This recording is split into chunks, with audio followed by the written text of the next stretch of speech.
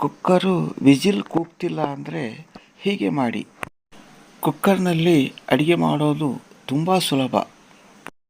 ಕುಕ್ಕರ್ನಲ್ಲಿ ಅಡಿಗೆ ಮಾಡಿ ಊಟ ಮಾಡೋದು ಆರೋಗ್ಯಕರ ಮತ್ತು ಸುಲಭ. ಆದರೆ ಇಂಥ ಕುಕ್ಕರ್ ಬಳಸುವಾಗ ಕೆಲವೊಂದು ನಿಯಮಗಳನ್ನು ಅನುಸರಿಸಬೇಕು. ವಿಜಲ್ ಬರದೆ ನೀರು ಆಚೆಗೆ ಬಂದರೆ ಕುಕ್ಕರ್ ಬದಲಾಯಿಸೋದು ಉತ್ತಮ. ಇಂಥ ಕುಕ್ಕರ್ನಲ್ಲಿ ಆಹಾರ ಸರಿಯಾಗಿ ಬೆಂದಿರುವುದಿಲ್ಲ. ಕುಕ್ಕರ್ ಮುಚ್ಚಳದಿಂದ ವಿಜಲ್ ತೆಗೆಯಲು ಆಗದಿದ್ದಾಗ ಜೋರಾಗಿ ಎಳೆಯಬೇಡಿ.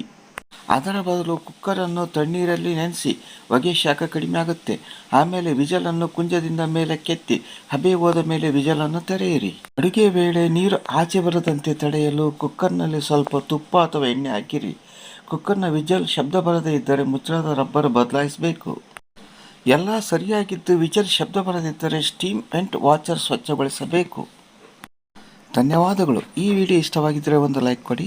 ಹಾಗೆಯೇ ನಮ್ಮ ಚಾನಲನ್ನು ಸಬ್ಸ್ಕ್ರೈಬ್ ಮಾಡಲು ಮರೆಯದಿರಿ. ಮತ್ತೊಮ್ಮೆ ಭೇಟಿಯಾಗೋಣ.